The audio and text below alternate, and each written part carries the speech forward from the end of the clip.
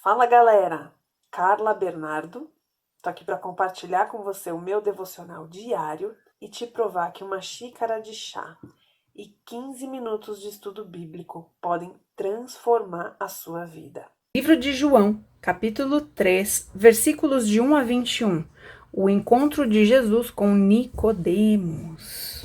Havia um fariseu chamado Nicodemos. Fariseu era uma subdivisão do judaísmo. Eu já vi alguns teólogos tratarem como seita. Quando a gente estuda sobre as seitas, né, o que define uma seita, faz sentido o farisaísmo ser considerado uma seita. Tem um vídeo muito interessante do Dizascope falando sobre isso, como identificar uma seita. Eu vou deixar aqui na descrição do vídeo o link para esse vídeo, sugiro que todos vocês assistam. É muito interessante e ajuda até a você a perceber se de repente algum parente seu ou você mesmo está frequentando um lugar que tem cara de igreja, mas na verdade é uma seita. O farisaísmo era isso, ele era uma subdivisão do judaísmo. E o texto nos diz que Nicodemos era uma pessoa importante dentro do farisaísmo. Vamos lembrar que os fariseus eram os principais inimigos de Jesus, tanto que foram eles que instigaram, né, Pilatos, enfim, a multidão a condenar Jesus à cruz. Mas vamos lá. Então, havia esse homem, Nicodemos, olha o que o texto diz, uma autoridade entre os judeus, era uma pessoa importante. Ele veio a Jesus à noite. O texto deixa isso aqui muito claro, e sempre que a gente ouve pregação sobre essa mensagem, isso aqui é destacado. Por que à noite? Escondido, né, para não ser visto. Quando tem menos gente na rua, quando você fica nas sombras, nas trevas e ninguém te vê. E disse, mestre, sabemos que ensinas da parte de Deus. Olha o que ele está dizendo. Ele reconhece que Jesus vem da parte de Deus. Um fariseu de coração honesto, de coração sincero. Muitas vezes as pessoas estão no erro, estão em religiões ruins ou em seitas, sem saber, sem perceber. Elas estão sendo levadas por essas crenças, mas o coração delas é honesto. É o caso de Nicodemos. Ele estava no erro, tentando acertar. E isso aqui vai ficar claro na conversa entre eles. Pois ninguém pode realizar os sinais milagrosos que está fazendo. Então aqui, ó, ele reconhece que o que Jesus faz, ninguém faz. Vou usar minha canetinha de glitter. Ninguém. Ele reconhece isso em Jesus. Deixa eu continuar. Ninguém pode realizar os sinais milagrosos que está fazendo se Deus não estiver com ele. Ou seja, aqui a primeira parte da conversa. Eu sei que você é um homem de Deus, porque o que você faz sem Deus é impossível fazer, ninguém faria. Então Nicodemos já está deixando claro que ele crê em Jesus. Em resposta, Jesus declarou: digo a verdade, ninguém, olha só, Nicodemos disse que ninguém podia fazer o que Jesus fazia sem Deus.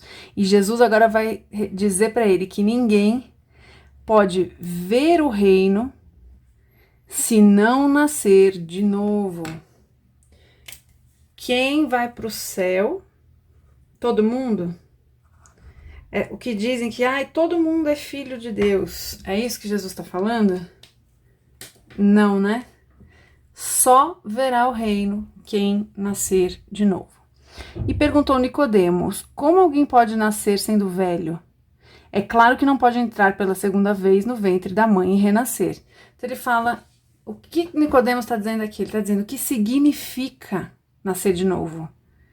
Porque nascer de novo seria entrar no ventre da mãe e nascer outra vez. Isso é impossível. Como eu faço para nascer de novo? É isso que ele está dizendo. Eu quero esse negócio aí de nascer de novo. Respondeu Jesus: digo a verdade, de novo, né? Digo a verdade, digo a verdade. Ninguém, de novo ninguém pode entrar no reino de Deus se não nascer da água e do Espírito. Aqui ele mudou. Primeiro ele falou nascer de novo. Agora ele tá falando nascer da água e nascer do Espírito. Gente, Pra gente, essa linguagem pode até ser um pouco mais comum, mas nessa época não. Como é que você nasce da água? Como é que você nasce do Espírito? Vamos lá. Jesus continua, né? O que nasce da carne é carne, ou seja, o que nasce da mulher, né? Aquele primeiro parto que todos nós passamos e graças a Deus não lembramos, é carne. Mas o que nasce do Espírito, ó, o que eu falo que é sempre importante você notar, Espírito maiúsculo. Então, é o que nasce do Espírito de Deus, é Espírito minúsculo, é o nosso. O que nasce do Espírito é espiritual, também poderia ser aqui para a gente entender. Então, você nasce da carne, é o primeiro nascimento. Todos nós passamos por esse. Mas o nascimento do Espírito é opcional. Não é para todo mundo, é só para quem quer. E olha que maravilha, tá disponível para quem quiser. Não se surpreenda pelo fato de eu ter dito, é necessário que vocês nasçam de novo. O vento sopra onde quer. Você o escuta, mas não pode dizer de onde vem nem para onde vai. Assim acontece com todos os nascidos do Espírito. Olha que coisa linda. Jesus está dizendo para Nicodemos que a partir do momento em que a gente nasce no Espírito, nós estamos completamente na mão de Deus.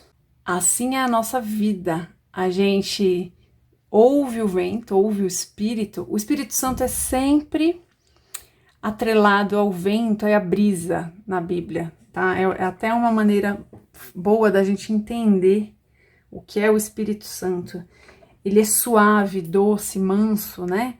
É um sopro, o sopro do Espírito. Então, sempre ele vai ser relacionado a vento.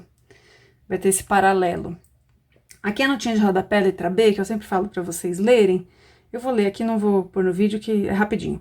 Traduz o mesmo termo grego para designar espírito. Então, pode ser o espírito sopra onde quer, ou o vento sopra onde quer, tá? Se a gente põe aqui espírito, fica mais forte ainda do que eu já estava falando. O espírito sopra onde quer, você escuta, mas não pode dizer de onde vem nem para onde vai. Quem já teve experiências com o Senhor, quem já ouviu a voz do Espírito Santo, sabe o que é isso aqui. Assim acontece com todos os nascidos do Espírito. Com quem que acontece? Com todos os nascidos. Ou seja, nascer de novo está à disposição de todo mundo. É só querer. Uma vez que você nasceu de novo, você vai ouvir os ventos do Espírito. Glória a Deus. Perguntou Nicodemos, como pode ser isso? Disse Jesus, você é mestre em Israel e não entende essas coisas? Cara, você estudou a vida inteira sobre isso e você não tá entendendo o que eu tô te falando? Asseguro que nós falamos do que conhecemos e testemunhamos e vimos, mas mesmo assim vocês não aceitam o nosso testemunho. Eu falei de coisas terrenas e vocês não creram. Como crerão se falar de coisas celestiais? Jesus está dizendo aqui, você não entende o que eu digo, porque eu falo do básico, que é o terreno, e você não compreende, quanto mais das coisas do céu.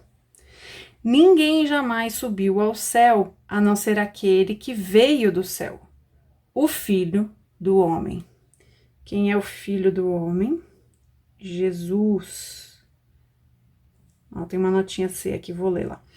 Ninguém jamais subiu ao céu, a não ser aquele que veio do céu. A notinha de rodapé aqui, letra C, diz que alguns manuscritos acrescentam que está no céu. É só uma diferencinha de tradução, tá, gente? Não, por isso que eu não vou me ater a isso. Mas sempre leia a nota de rodapé, tá? Ela contém informações preciosas. Da mesma forma como Moisés levantou a serpente no deserto, assim também é necessário que o Filho do Homem seja levantado para que todo o que nele crê tenha a vida eterna. Essa passagem aqui, que Moisés levanta a serpente no deserto, foi o seguinte: Deus manda Moisés esculpir uma serpente. Eu não lembro se era em bronze, eu acho que era. Fazer uma forma de cruz, olha que coisa maravilhosa, com essa serpente presa nela, né?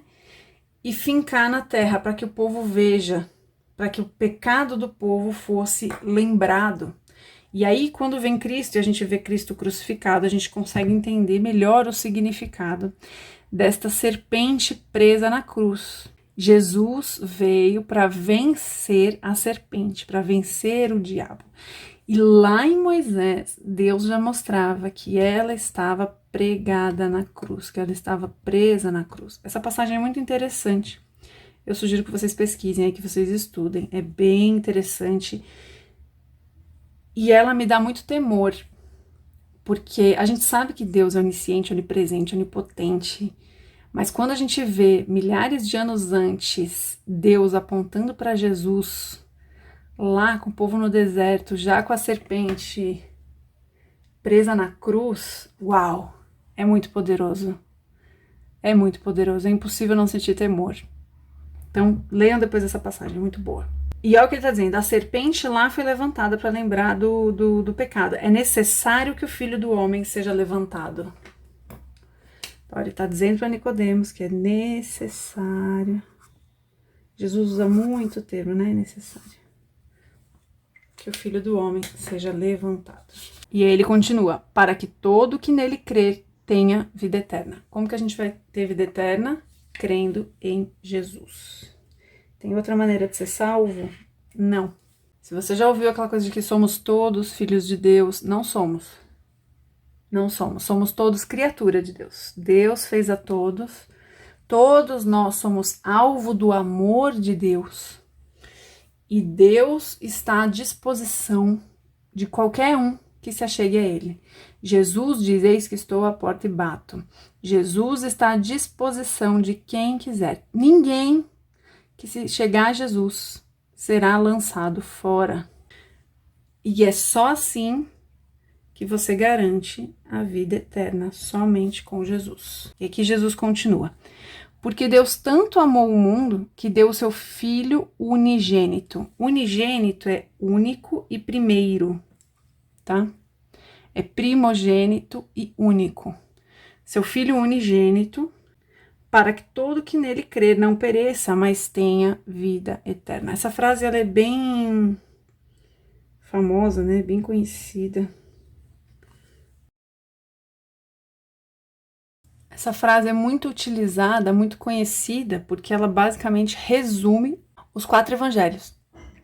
Se tem uma informação que você precisa saber sobre os 4 evangelhos, se alguém te perguntar uma coisa, a mais importante, é isso aqui. Deus tanto amou o mundo que deu seu Filho para que todo aquele que nele crê não pereça, mas tenha vida eterna. Esse é o resumo do Evangelho de Jesus. Pois Deus enviou seu Filho ao mundo não para condenar o mundo, mas para que este fosse salvo por meio dele. Olha só, a Bíblia diz que no fim dos tempos, né, que no último dia, Jesus vai voltar como juiz.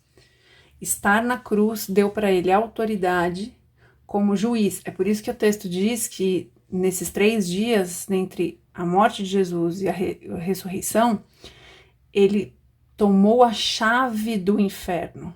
Presta atenção. Jesus, nesses 3 dias antes de ressuscitar, foi ao inferno e tomou a chave, ou seja, o dono da porta do inferno é Jesus.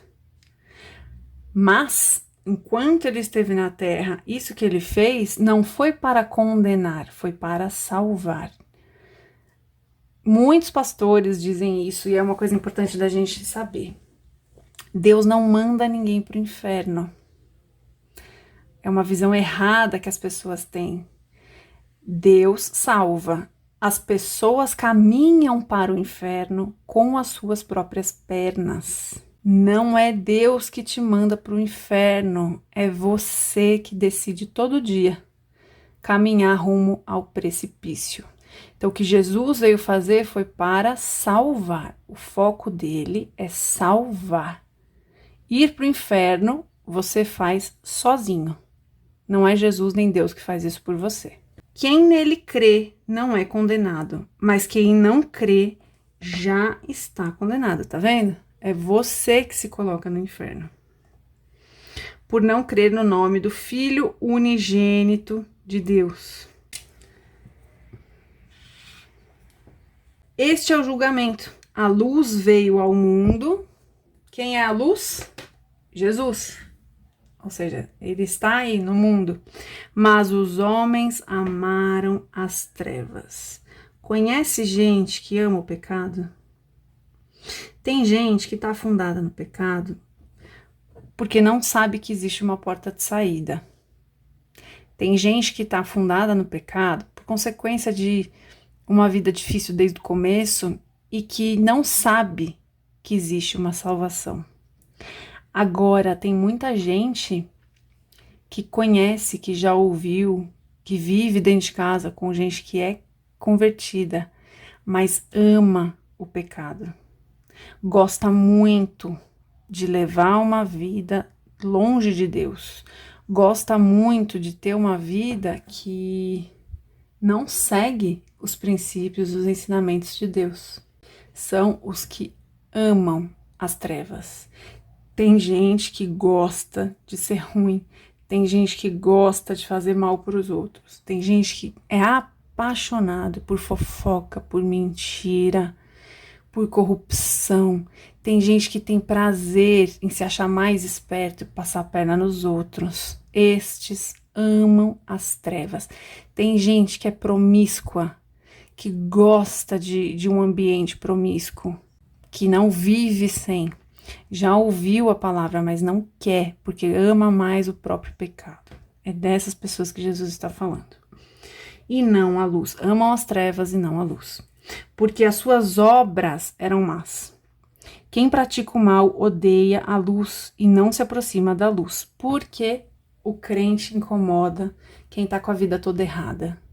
A luz incomoda as trevas. Quando você está num ambiente escuro e alguém acende uma luz, na hora que acende a luz não dói o olho, né? Aquele tempo que a gente tem até a nossa pupila dilatar, acostumar com a iluminação, é incômodo. Depois é bom, você começa a enxergar, você fala, opa, peraí, aqui eu já sei agora onde eu posso pisar, onde eu posso pôr a minha mão. Para o pecador, a luz de Jesus é exatamente igual. Ela incomoda no primeiro momento, porque você está adaptado ao escuro. Então aquela luz te tira do conforto. Por isso incomoda. Temendo que as suas obras sejam manifestas. Por que a pessoa não gosta da luz? Porque a luz ilumina. A luz mostra as suas obras. A luz traz para a superfície as obras de pecado de todos nós, né? Mas quem pratica a verdade vem para a luz, para que se veja claramente que suas obras são realizadas por intermédio de Deus. Olha o que Jesus está dizendo. Quem vem para Deus, vem para a luz. Quem pratica as suas obras na verdade, quem é a verdade? Jesus. Quem pratica as suas obras sobre Jesus, a partir de Jesus, para Jesus, está na luz. E Jesus está dizendo aqui pra gente que só é possível fazer isso por intermédio de Deus. Ou seja, a gente consegue ser pessoas corretas, pessoas boas, pessoas de princípios sem Jesus? Não. O mundo aí fora quer dizer que sim. Não preciso de religião, é só eu ser uma pessoa do bem. Desde que se criou esse negócio de ser do bem, virou um problema, porque as pessoas acreditam nisso. Ela acha que se ela fizer caridade a cada 2, 3 meses, ela vai pro céu. Ela tá salva. Eu sou uma boa pessoa. E aqui Jesus está deixando muito claro, ninguém é bom. Ninguém é bom. A gente só consegue produzir coisas boas através de Jesus. Tem um pregador, eu não vou lembrar agora, acho que foi Lutero, alguém grande, famoso, não vou lembrar, que dizia, tudo que você vê de ruim em mim, sou eu mesma. Tudo que você vê de bom em mim, é Deus. E é assim, nós somos incapazes de produzir coisas boas. Não caia no erro de achar que você é bonzinho. Você não é. É só a gente olhar para as crianças, é só a gente lembrar como nós éramos quando criança. Como a gente nasce. Invejoso, disputando. Você já vê uma criança puxando o cabelo da outra, uma criança perturbando a outra, pequenininho. Se você não ensinar a criança, ela machuca o gato, ela bate no cachorro. Nós nascemos ruins. Tenha essa consciência. Você precisa de Jesus. Você precisa nascer de novo. Para os meus estudos, eu gosto de usar essa Bíblia aqui, que tem espaço para anotação na lateral. Você pode ver que eu sou uma pessoa que gosto de tomar café. Pus a xícara em cima da Bíblia. Olha o que eu fiz. Ah, tá bom. A gente vai rabiscar tudo mesmo, não tem problema. Então, eu gosto de usar essa Bíblia aqui, que tem espaço para anotação na lateral. Vocês sempre me perguntam dessa Bíblia. Essa é a Bíblia, anote. Vou deixar aqui na descrição do vídeo um link de onde você encontra essa Bíblia para compra. Vou deixar também o link das canetinhas de glitter, antes que vocês me perguntem. É um kit com 8, vou deixar também. E a versão que eu estou lendo aqui, essa tradução, é a NVI. A mais simplesinha que eu acho, recomendo. Se você está começando a ler a Bíblia, se você tem dificuldade de entender a Bíblia, é a mais facinha. Depois você vai para uma versão um pouquinho mais robusta, para não perder tanto a tradução, tá? Essa é a minha dica. Para o vídeo não ficar muito longo, eu vou fazer uma única anotação aqui. Esse texto é infinito, tá, gente? Leia, releia quantas vezes você quiser, que Deus vai falar com você de diversas maneiras. Mas para hoje, eu vou puxar uma anotação que eu li no livro do Matthew Henry, uma pequena observação sobre Nicodemos vir à noite.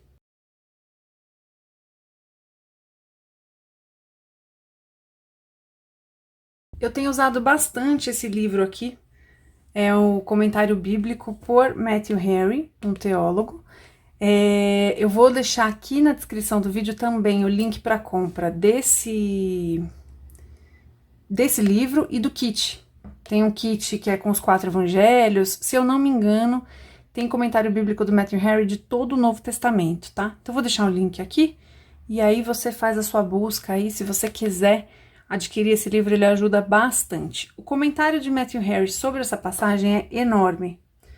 Eu já li todo o livro de Marcos com ele, estou fazendo agora o de João. Aliás, eu já li todo o livro de Lucas com ele, estou fazendo agora o de João, e eu nunca vi um comentário do Matthew Henry tão grande a respeito de um texto. Ó, começa aqui e ele vai embora. Geralmente ele faz comentários bem simplificados, ó. 5 páginas praticamente. 6 páginas. Então, é bastante coisa. A única coisa que eu vou citar aqui pro vídeo não ficar longo, sugiro então que você adquira esse livro e use ele nos seus devocionais também, que é o que ele diz aqui, ó. Nicodemos estava com medo ou vergonha de ser visto com Cristo, por isso que ele foi à noite, né? Por isso, foi à noite. Quando a religião está fora de moda, há muitos nicodemistas. Embora tenha vindo à noite, Jesus deu-lhe as boas-vindas, ou seja, mesmo ele vindo com vergonha, mesmo ele vindo com preconceito, Jesus o recebeu bem. Assim, nos ensinou a encorajar bons começos, ainda que fracos. Achei isso sensacional. Como é importante a gente encorajar as pessoas, mesmo que elas comecem fracas, pequenas, tímidas, mirradas, não é mesmo? E eu achei esse ponto de vista muito bom, nunca tinha pensado nisso. Então, o que eu anotei? Nicodemos veio escondido, na calada da noite, porém cheio de sede, e admitindo quem era Jesus. Isso aqui é o mais importante. Veio com o coração quebrantado. Matthew Henry nos exorta a sermos pacientes, mesmo com os temerosos, assim como Jesus foi. Então, o que eu vou tirar desse texto para hoje, dentre as muitas lições que ele nos traz, é que a nossa função é encorajar todo aquele que vem com sede. Pode ser o tímido, pode ser o desconfiado, pode ser aquele que contesta tudo. Todo crente tem um amigo chato, que tudo que acontece, ele vem contestar. Ah lá, a igreja. Ah lá, o crente. Ah, não sei o que, ó, a Bíblia não fala tal coisa. Todo mundo conhece essa pessoa chata. Esse chato, anota aí, tá doido para ser crente. Ele tá implorando por um único argumento que o convença. Só que não somos nós que convencemos, é o Espírito Santo. Mas se você tem esse chato aí na sua vida, que eu creio que você tem, que todo crente tem, insista nele, ore por ele. Tire as dúvidas dele, não é debate, é tirar as dúvidas. Sejamos pacientes e amorosos com aqueles que têm o começo fraco, igual Nicodemos, porque a gente vai ver no fim do texto, quando Jesus morre, como Nicodemos ficou corajoso, tanto que ele ajudou José de Arimateia a providenciar um túmulo para Jesus. Então aí, Nicodemos some em todo o evangelho e ele ressurge no final, na morte de Jesus, publicamente demonstrando seu amor a ele. Então, tem muita gente que vai começar tímida e medrosa, mas serão grandes homens ousados na mão do Senhor. Como Jesus disse, somente por intermédio de Deus a gente consegue fazer tais coisas. E assim foi na vida de Nicodemos. Que seja assim na minha, na sua, e que a gente seja encorajadores e fortalecedores de futuros Nicodemos. Que Deus te abençoe.